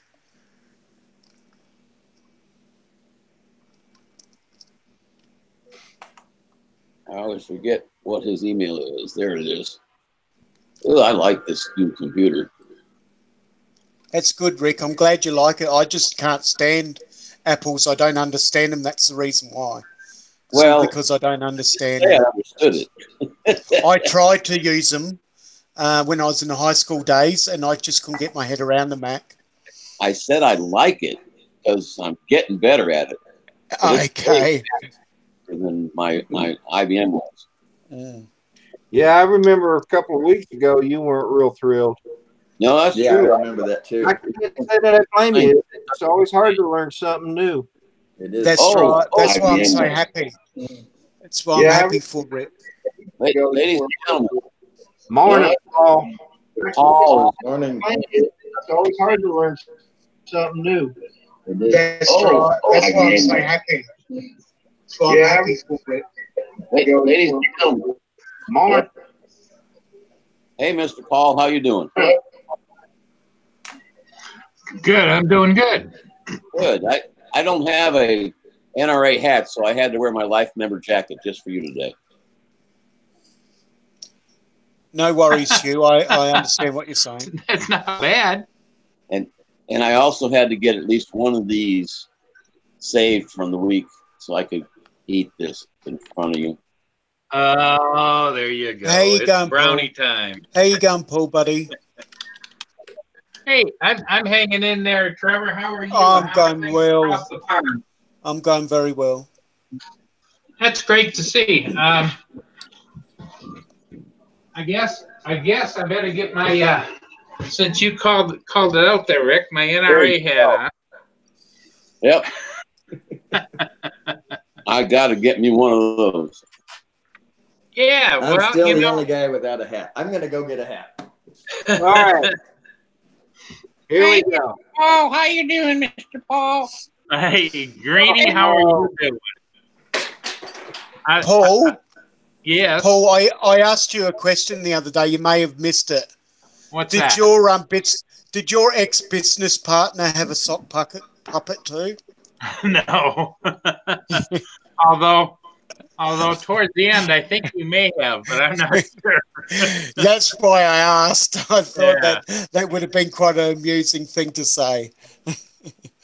Yeah, it was. Well, it's all of life's little missteps, I guess. You know. Yes, that's right. I've been through them all before. Yeah. How's your aunt doing, Paul? Pardon? Your aunt, how's she doing? I know you took her to the hospital the other day. No, I just took her to the doctor. She's 93 years old, and you'd think she was 65. She still drives and does everything, but she gets these shots in her eyes to stop the macular degeneration. Oh, Yeah, wow. yeah. And so she can't drive when she gets those. So I go.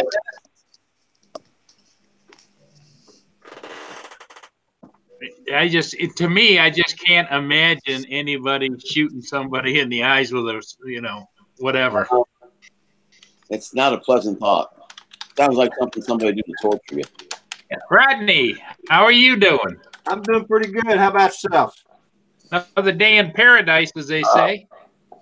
Where is Okay, Paradise? you guys are just going to make me do it, aren't you? There you go. Starting a trend. There you go.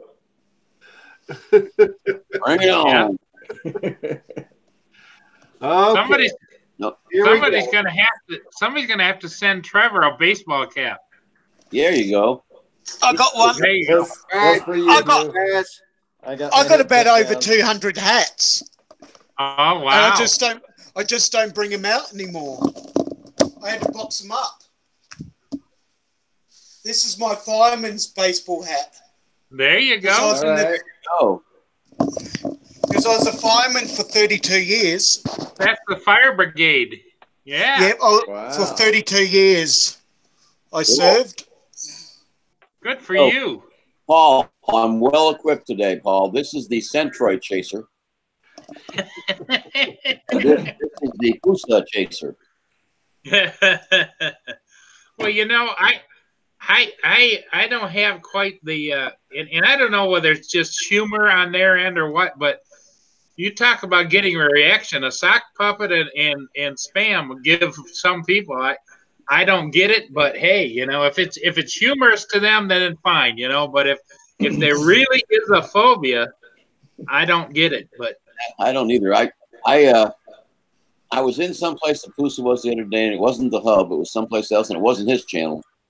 And I kept typing in and saying, Andrew, where does the mail go that's not real mail in your email account? What folder does it go in? He would not frickin' type the answer. Oh my goodness. Because it goes in the Spam. Yeah. yeah, I've been on enough panels with him before to know that I don't think it's fake when he does that. I think it's real. I think it's a real phobia. I think so too. I think so. Forced to eat it as a child or something? I don't know. Yeah. Probably bad memories. Bad. I'm the same. And while I may not understand, while I may not understand it, I guess it is what it is. What's up, Rod? See, I'm the same with tripe. I could not stand tripe as a child, but I can eat anything else. Yeah. Mel. Now, Rodney. What I was saying is, Hey, Mel. I used to eat Spam a lot as a kid. I love it fried. Yep. Looks like 400 AGL rules the roost now. Hi, Mel. Hey, Mr. Mel, how you doing down there, big guy? Hello, Rick, Paul, Manny, Rodney, How you going, mate? Dennis, everybody. Howdy. All my favorite people. The only guy we're missing so far is you. I guess his wife's sleeping in late. I had to just come in and make it, 4-1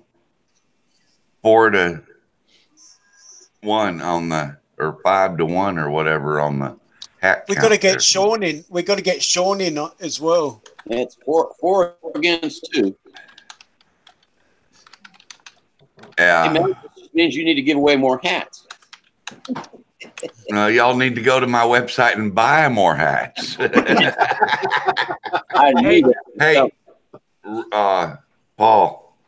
Yeah, sir. You can change your weekend plans. You have narrowly escaped the live stream gauntlet, That's China, if folks. you will. I got to go. Sorry. Been fun. Praise the Lord. Hallelujah. Have a good one, brother. Catch you soon, See you, Dennis. See you, Dennis. Yeah. Yesterday, when I went to go to that clinic to do the whiz quiz I had to do. Yeah. Well, I sat there 2.5 hours and they finally got around to me. And then they came out 30 minutes later and said, our machine is broke. We can't do it. Wow. So I had to wait. By then it was late enough in the day that I had to wait till today to go to another place. So you got lucky. Can you imagine, Mel, that a whiz machine breaks down? I mean, I know, right? What happened was they couldn't get logged into the computer that runs it.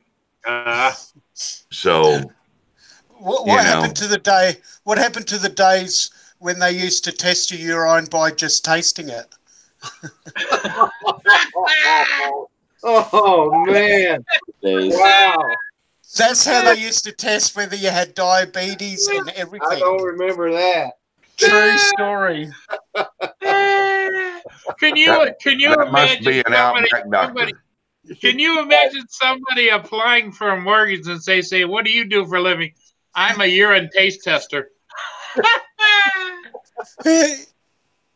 You guys won't believe this part, but back in 75 and 76 at Fort Bragg, they were the only place they could send it off was up in Washington, D.C. to have samples done. So we used to call it the Golden Flow Award. You would literally go and draw a 45, and you would go over to the dispensary that was doing the tests. They would load it onto a U8. We didn't have C12s back then. And they would fly it to Washington, D.C. And you had to guard and maintain a chain of custody on it the entire time. So you had to guard the urine. Guard the urine to make sure that the chain of custody didn't get broken and nobody tampered with it. It's absolutely ridiculous. Now they can test it just about at any hospital, but back then that was the only place they could take it. Wow. Did you guys know that there is a study where, not a study actually, it's where they actually, people drink their own urine to take the toxins out of their system when treating cancer patients? Yeah, that sounds like a study I won't be taking part in. There's a guy that was the captain of our Aussie rules football, Australian rules football. He was the captain of a certain team, he had cancer, and they did a documentary on him, and he used to have you would only be able to take the urine from your second pee from of the morning, and he'd put ice in it to make it more palatable, and he would actually drink it, and he drank it on the documentary to prove that he drinks his own urine, and evidently it works. It has some form of benefit for cancer patients. Evidently, pee is only bad when the bacteria forms. When it's first thing in the morning, it's okay. Yep, that's what they say. Now I'll put it on a cut that's my own cut because it's sterile to me. Yes. Other than that, no, it's not going anywhere near my mouth. Oh, that's correct. I agree. I would never like to do that. Oh, Paul, I'm sorry. It is a survival there's thing, another though. brownie. Yes, it is. It is a survival method too, Mel. Yes, that's correct. I mean, when it comes to Rick, Rick's having brownie number 2. There he goes.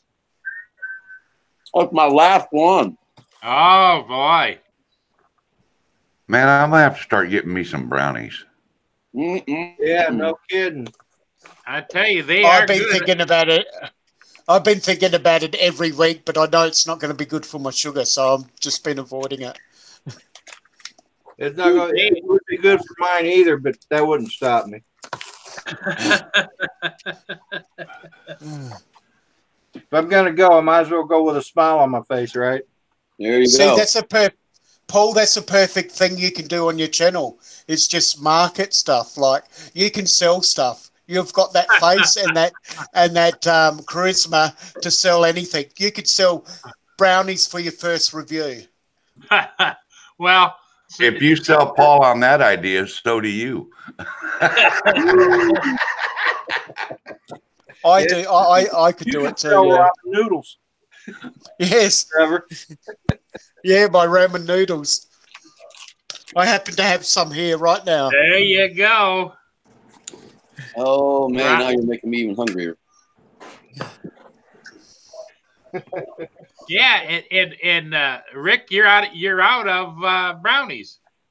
Yeah, but I've got some of those no-bake cookies. They always have plenty of those, but they don't hardly ever have any of the brownies. Yeah. Oops, somebody's sending somebody a package.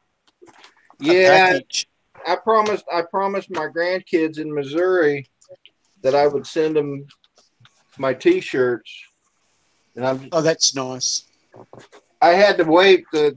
My supplier quit on me, so I had to get one more shirt I got it from Mrs. RC. Oh, that's nice. So now I can send it. Yeah, you definitely can't leave one of them out. Oh no, well, I've got all of the kids plus my son and his wife, so that's I'll nice. to watch my channel if it's the last thing I do. You're going to have a whole bunch of walking billboards. Yeah, it seems like I already do most of the time. I mean, I was watching Val's interview of Mark, and I noticed that Roger was wearing one of my shirts and Mark was wearing my shirt. Yes. I like that free advertisement. Yep. I mean, you get out there just as much as Mel does, and Drone Paul. He's got a lovely shirt too. Yeah. There's a few guys of yous out there that do advertise well. I do need to get over to Mel's channel and get one of his shirts. Yeah, he has a good line. I got to get all them shirts that I've got now listed up on my site, like I gave to Roger, the white one. Yeah. Okay.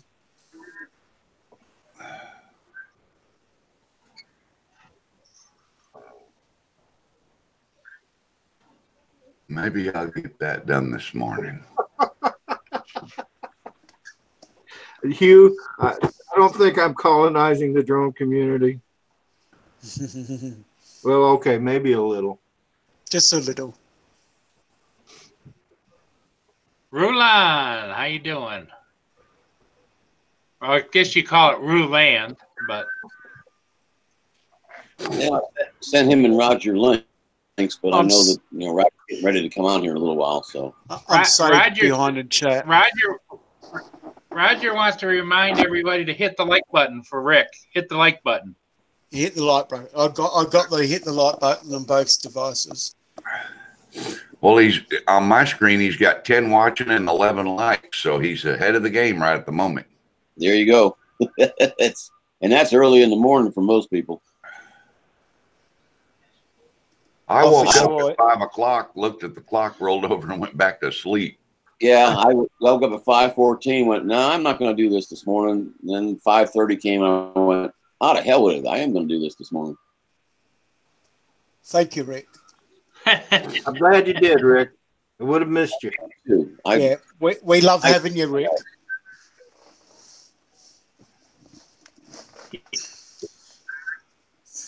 I look forward all week to see you twice a week on the weekends, Rick. Yeah, well, I heard a rumor Rick's going to do it 7 days a week. Oh, he used to. Yeah, he used to. And I will do that again maybe someday if I ever get to retire. Yeah. Yeah, that's my plan. So 5 years from now, be looking for me. I'll be on every day. I'll watch you, Rodney. Too many people at work that, didn't understand what I was doing would be complaining about me doing it in the morning when I didn't have nothing else to do. And I was doing it on my computer, not the government computer. That's right. And you had to be there anyway, didn't you? Yep. So I just well, it's not worth putting up with all this hassle. Yeah, I understand where you're coming from. Yeah, I find it frustrating sometimes when all my favorite channels like, Canadian Drone Hub is on in the mornings and on the weekdays, and I can't get on there. I mean, I jump on every now and then just to say hi, but Philly Drone Life will be doing a live stream, Drone Bum will be doing a live stream, and here I am working. And Dennis. So that's why I look forward to Saturdays. Yes, indeed. I can catch all the live streams. Holy cow. That's good. It's 10 to 8. Nearly time for Roger. How time flies. Yeah, I didn't realize it. I'll be outside cutting grass here in a couple minutes. What time zone is Roger on? He's in Eastern. So he comes on at 9 Eastern. Oh, okay. Okay. Should be 8 Central, which is 10 minutes from now. Okay, Rick. Rick, you can go ahead and make my day. What's the temperature there? You want to know the temperature here? Hang on a second. I got this neat little thing on here where I just click on this. Okay, Google. What's the temperature here in Australia? The present temperature in Sydney is 22. And we're done. 22 now. in Sydney. Okay, what's the temperature here? Well, it's not wanting to tell me. Okay, Google, what's the temperature here? I do know it's supposed to get up to 76 today, and it didn't get below 46 last night. So It's 22 degrees here at the moment. Well, that's 22 Celsius, so you multiply that out. Yeah, it's 22 Celsius. But it's going to be about 33 today. So that's almost 100, right? Fahrenheit. 38 is 100, yes. Yeah. Or 37.6 to be exact. Dashboard is not wanting to give it to me. I don't know why. It's 36 here in Virginia. Yeah. That's Fahrenheit. Yeah. It's only 28 here. Yep. I can't imagine. Whoa. We get that low. Fahrenheit. Who is? Yeah, Hugh's got 14. I bet we don't see 5-10 days in the 20s down here. Alexa, what's the current temperature in Birmingham, Alabama? Right now, in Birmingham, Alabama, it's 36 degrees. Today, expect a high of 71 degrees. There you go, Paul. That's pretty close. Yep. Here's today's temperatures. So it's Rick, you got down overnight, down to what, 36 or so, or? Probably no, should have been in the 40s. Oh, we do get down overnight in the 30s and whatnot, and we do occasionally get down into the 20s. Very seldom does it ever get down around 25. But you have that big temperature swing, especially this time of year, where it goes back up to the 60s. Yeah. Yeah. Last week at night, it got down to 39 to 40, and it's up to 83 every day. See, it's a big day here if the temperature swings up maybe 7, 8, 9, 10 degrees. Yeah. Well, I remember winters in northeast Pennsylvania, so that's why I live there. That's why you live down there, right? Exactly. But exactly now Mel has lived most of his life on the road. He's been cold, he's been hot, he's been everything in between. I've been wearing shorts and flip flops one day and winter parka the next. Yep. Literally. Yeah. Yep. Alexa, what's the current temperature in Jackson, Tennessee? Right now, in Jackson, Tennessee, it's 40 degrees. Today, expect a high of 64 degrees. Somebody's got their feed on, but it said today's high will be 64. Well, it ain't me this time because I got my plugs in.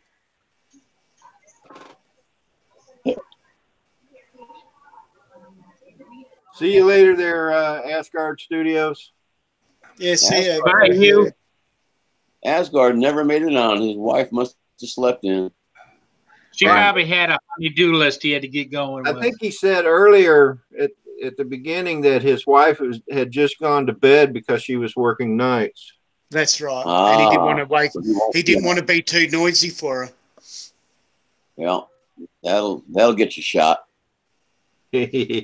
There's a kid next door just showed up in chat, but my only question is, which one of you guys is he next door to? Yeah, that's true. Right? I got you, buddy. This is the young gentleman. I think he has 2 different channels, if I'm not mistaken.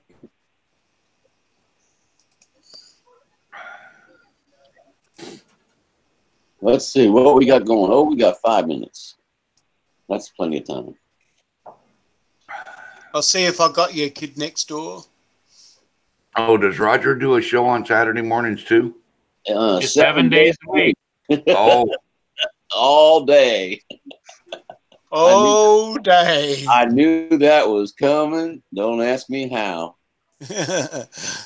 Canadian Drone Hub, Monday, Tuesday, Wednesday, Thursday, Friday, Saturday, Sunday, and repeat with me all day. All day long.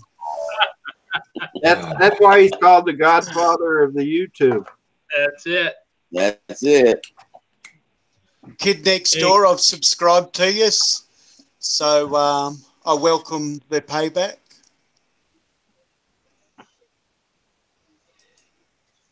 Oh, I can't get that dang thing to shut down over there. There it goes. That better do it. Oh, well. Yeah, it's supposed to be beautiful Saturday and Sunday, and then Monday comes the rain. And then Tuesday, Wednesday, Thursday, Friday will be up in the 80s again. So. Well, I got to go do my DOT whiz quiz test today at this other clinic. So I'll be leaving in the morning and I'll be going up to Fort Wayne. So I'm not going to make it up to Michigan. Nick's going to be disappointed. Paul's going to be happy.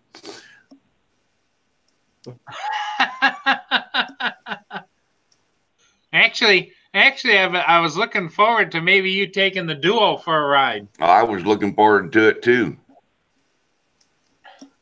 Hey Mel, if you ever get out to the Richmond, Virginia area, give me a shout. Chris, you know I'll be down that way. You know I'll be calling you on the phone if I get down that way.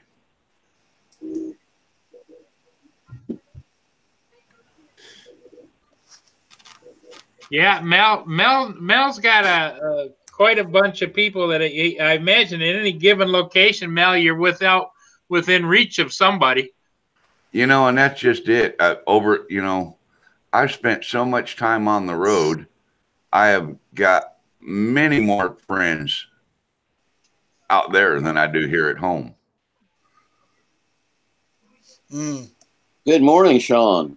How you going, Tiff? Hey, what Sean. is everybody up to today? Good morning, Hi, guys. Tiff. Hi, Horses Shop. What's Hi, that? Sean. We just fixing to get off Sean in about a minute or two.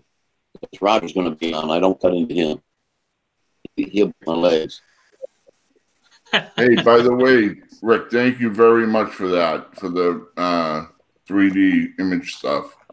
Oh, That's you're welcome. awesome. I love that I get the round two. It's my wife loved it, so did my buddy love it.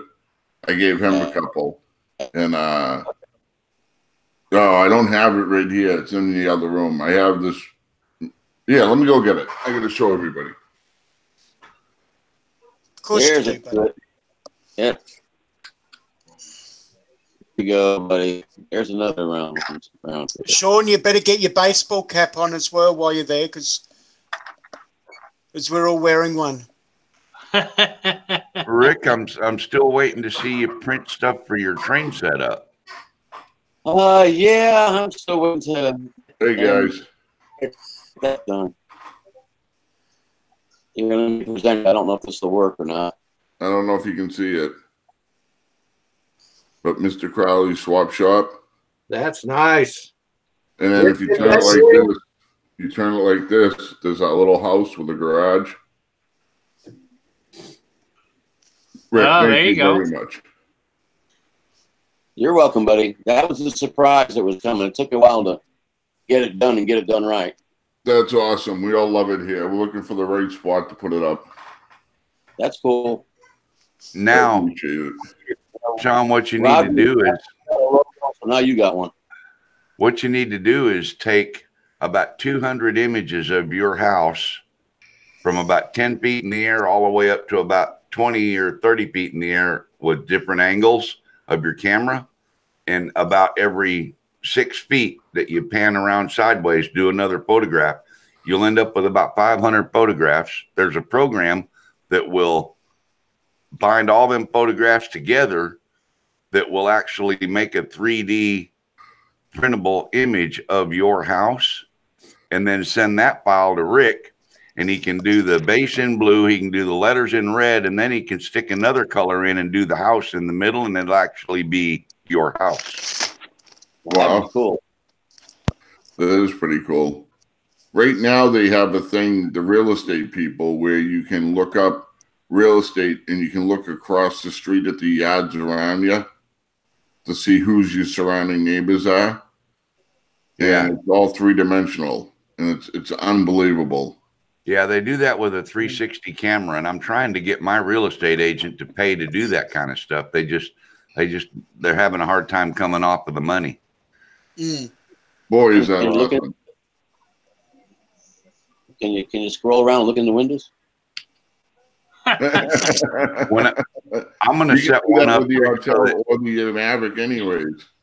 I want to do one for them, Rick, so that if someone looks at an ad of their house, the person can go into each section of the house and actually spin the video around and look around in the house, at all. You can do that. Zillow allows you to do it. Yes. In the American Army, they actually have little tiny drones smaller than your little fingernail, and they actually go in and do surveillance and check out the inside of a room before they go in with the Army Special Forces, and they can actually locate if there's any people in there or any prisoners before they actually enter. Right. And they actually circle 3D inside the room, and it's got thermal imaging and everything to see if there's any people alive. Right. That's how incredible this stuff's going. Yeah, same thing. Guys, Roger just came up and on, so it's been really fun. Paul, get me some more brownies, will you, please? Just a few but more. wait a minute. I'm on. Yeah, I'm on. We can stay on later. It's cool. Yeah. But I'm only kidding. I'm just kidding. I don't know who's stuff anybody. I'm going to go ahead and shut it down. Thanks to everybody that came in. All right, have a good day, y'all. They came in. See everybody. Everybody be good. It's always good to be the youngest person here. Yeah, I'm 40. I'm a little bit younger than you, Sean. I'm 48. I'm 37. See you later, guys. Bye, guys. Thanks again. Be good, See guys. you Have a good guys. one.